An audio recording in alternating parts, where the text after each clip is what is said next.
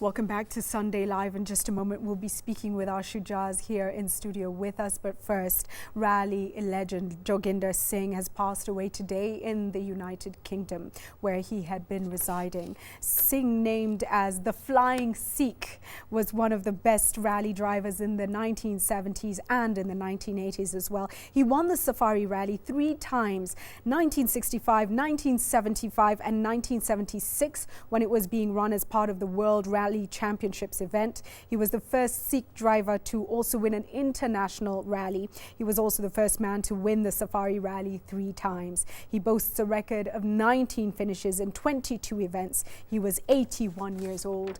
May the Lord rest his soul in peace. Well, we have so many sporting heroes, and this was one of them.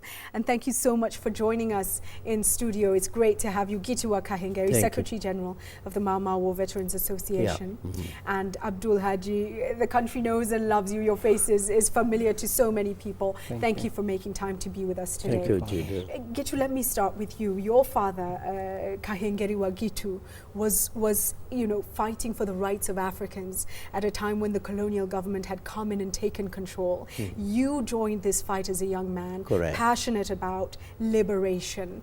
Tell many young people watching today what the realities were for the Mashujaas of the liberation struggle. One, my father was a Shujaa, because when I was born, I met my father fighting the injustice of the colonial regime. And therefore, when I grew up to 17 years, I joined him with all the other old men who were fighting injustice against the British government. Therefore, we were trained and we saw that the British government, the colonial regime, was treating the people of Kenya like slaves in their own country. They had taken all the fertile land. They had kept all the people of the Kenyan people out of the fertile land in the Kikuyuni, in the Nyanza, in Rift Valley. And therefore we thought, why has this treasure dominated the resources of this country? What can we do to see that the generations to come will benefit out of the resources of Kenya, because Kenya is our land. And so what did you do and what did you endure? Yeah, immediately when we found that, because we found our old men who formed the KCA and other, of course, political associations in the country, they were only depending on sending memorandum to the colonial office. And then we saw that many memoranda that they had already submitted to the colonial office are not even answered. They were ignored. Yeah, they were ignored. And then we say, if the British government continue ignoring this, then we will die slaves. Our children will come to be slaves to the colonial regime, and their children also will follow the suit to be slaves in their own country. And then we devised a method, and we told the old people, can you now leave to send memorandum to the colonial office? Let us now try another way where we can, and we believe, we'll achieve our goal. What was that then way? We started administering oath, binding the people of Kenya to fight in whatever manner for the liberation of their country. Gitu, I'll be with you in a moment, Abdul, but to put this in perspective for people, for a long time, the Mau Mau were accused of atrocities. They were called a terrorist organization. You just this year achieved an internationally pivotal success in the British courts by getting an apology issued by the British government for the torture endured by the Mau Mau. You also received compensation. We'll talk about that a little bit later. But tell us, what did you endure in those British prisons and in the struggle? Let me tell you, there were many hotels in our country. Africans were not allowed to enter an inter-European hotel. There were boards written, Africans and dogs are not allowed. That is one of the grievances came up when we thought about removing the colonial regime. Secondly, we had to pay taxes to the colonial government. Thirdly, we had to receive peanuts when we walk into their farms. Our mothers, our fathers dined into their farms without being paid in accordance to what they do. Therefore, this kind of things, let me take an example, one hotel here called the Norfolk Hotel. As you walk to go to the BBC broadcasting house, then if you turn your eyes into the hotel, on your right into the hotel, you will see European women and gentlemen drinking tea there, taking tea. You are not allowed to see that they are taking tea in the veranda. So you could not even look at them. Immediately you turn your eyes to them, you are caught, you are taken to a magistrate. That magistrate was at what we call now the Nyayo House. There is that museum there. That was the magistrate's court. His name was Emily. And as soon as you are caught at the Norfolk Hotel because you watched Mem Sahib and Bwana taking tea, he sentenced you to jail for 6 months without even asking you, what did you do? Right, Gitu. Abdul, just looking at the context and some of the other very real issues that were happening were castration in the camps, women being tortured as well. In the story there by Salim Pilu, we heard the stories of the women enduring torture as well. Kenya has come far, Abdul, but just a month ago, you were involved in saving many lives in a tragic incident. We've come out of that incident asking a lot of questions about security, the role of our security forces. I know you don't like to be called a hero, but Abdul, in this situation that Kenya is today, what do you believe is the relevance of Kenyan heroes, and do they exist? First of all, let me just say first, I'm very honored to be here next to Mzee Gitu. I think he's a true hero. And we really have to celebrate people like Mzee Gitu and the people who fought for independence. It is because of people like Mzee Gitu that's why we are enjoying our freedom and our liberty in this country. And these are the true heroes of Kenya. To answer your question, yes, there are a lot of questions in terms of our security. And I think as a country, for us to be able to prosper, whether in business or education or in our daily work, security is paramount. Without security, if the people of Kenya don't feel safe, they will not feel safe to take the kids to school. They'll not feel safe to invest in a country. I mean, even we will not be able to get direct foreign investment if security is an issue. So it is true that we, as a country, have to look into our security sector and see how we can get Kenya back to being safe.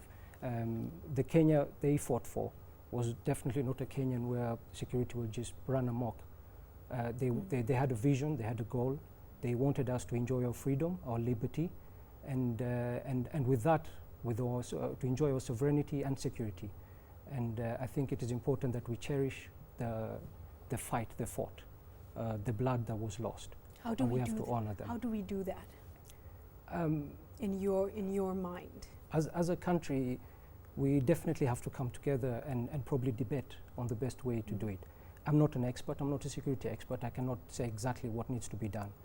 But I think dialogue is important. And I think the government has to listen to their people. They have to know that their people are concerned about the security. There are questions that have been asked, and I think we deserve answers, and we hope that the government will give us the answers that we are asking. And by virtue of the role that you played in Westgate, you have become one of the voices of reason and one of the influencers. And it's important to hear you talk about dialogue and a need to analyze what we need to do as a country. Gitu, I come back to you and back to that struggle and the Kenya now that you see today. Where have we succeeded in building the country that you all dreamed of, and where have we failed? Let me first of all say I congratulate Abdul. He is a young person who did what, of course, we expected the people of this country to do for the other people. Right. He was not in the Westgate. He came when he heard that the people are in the Westgate, and therefore he came to liberate them, to take them out of the problem. Therefore, to me, Abdul is a Mashujaas. Thank you for that. I will go to what you said. Our country, we fought our country because we wanted to redeem our sovereignty, because we had the way of conducting our business even before the European came to our country. And because we liberated this country, we went to war to liberate it for the young generation to continue doing the way we did it, so that we can have a good country to live in. And we want the people of Kenya to love each other, to help each other, because we believe no human being is self-sufficient. We equally believe no human being has been self-sufficient. And we conclude by saying no human being is going to be self-sufficient. We need We are each all other. interdependent. Right. We must help each other so that we can prosper. Thank you. Without doing that, then our country will continue suffering the kind of things that you are seeing today. The cardinal point of the people of Kenya is to love each other, to help each other wherever they meet each other. And Gitu has preached. Gitu has preached on the show tonight. And you've hit the nail on the head, Abdul. Our biggest problem, we all know what it is. It's the divisions that exist among us, mainly tribal divisions. And I think Gitu has said, you know, they fought for the sovereignty of a nation, not for sovereignty or freedom for provinces or constituencies or tribes. But we face this you know, reality that we are in some ways quite divided, in others very united. What are your thoughts on how we nurture our spirit of unity to grow a stronger country? How do we do that? It's quite true what you're asking, because we've seen that during difficult times, Kenyans usually come together very well. When we had the drought, we had a movement which really touched a lot of people and helped a lot of people. During the Westgate, we saw a similar thing. And I think deep down Kenyans love each other. They do. Probably, I mean, there's something that is lacking that probably we need to find that will bring us closer as a country.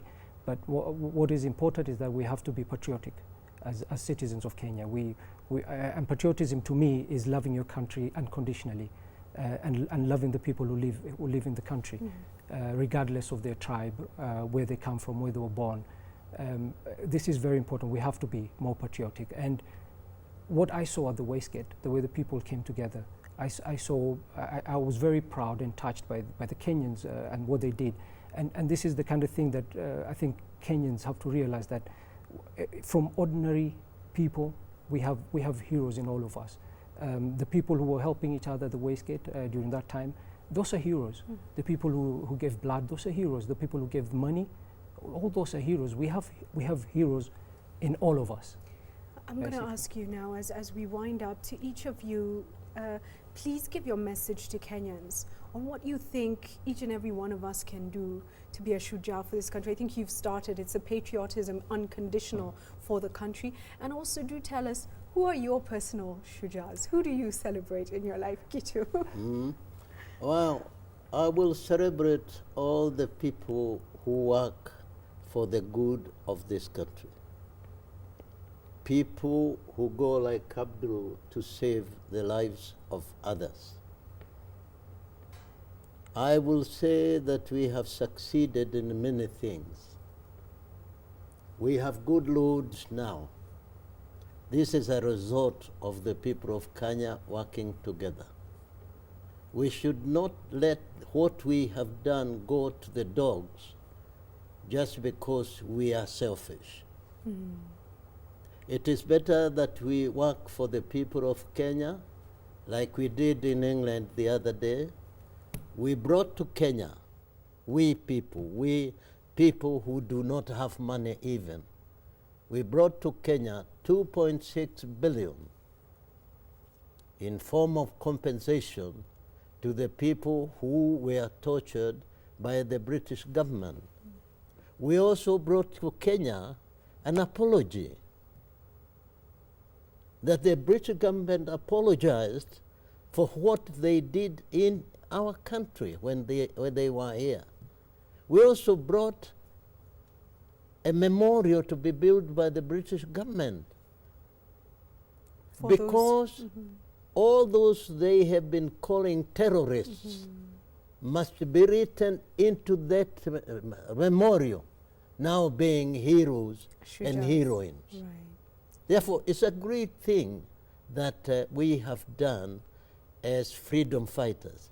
We want for those for whom we want to fight to continue doing good things for the people so that we can continue the generations to come saying that this is our country.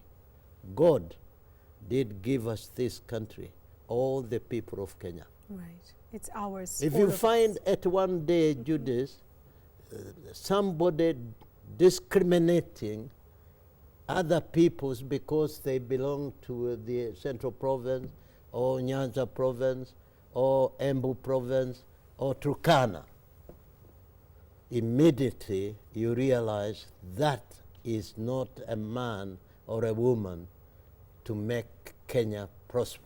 And we should be careful about that because of the people we vote in. Thank you so much, Gitu. Abdul, who are your shujaas? Who are your shujaas? Well, I have to say, I celebrate mothers in Kenya, and I celebrate single mothers because there is nothing more difficult than raising kids in this difficult Kenya we're in now. And for me, I celebrate single mothers. I can see a lot of women at home jumping up and down saying, yes, indeed. You know, yes, indeed, there are many single mothers bringing up families. We thank you both for being here. And certainly we're going to have to carry this conversation forward. As Abdul said, it's about dialogue. How do we build a stronger country? How do we recognize the challenges, but, you know, grow ourselves, learn from them, and build a nation that is infallible is what we would want. Maybe not achievable, but it would be a great thing. We thank you so much. Mzee Gitu, you are one of my shujaas, as are you, Abdul Hajar. Thank you so much for coming into studio. One of the stories we will be pursuing, and Salim Bilu is on this beat. She continues to look at the Kenya Human Rights Commission and the money that has been handed out to the Mau Mau war veterans, the way they're living today, the conditions, the compensation amounts, and we'll be following that story in the next few weeks and keeping you updated on what has happened with our war veterans. Right now we're going to take a break, but we come back with so much more. Stay with Sunday Live.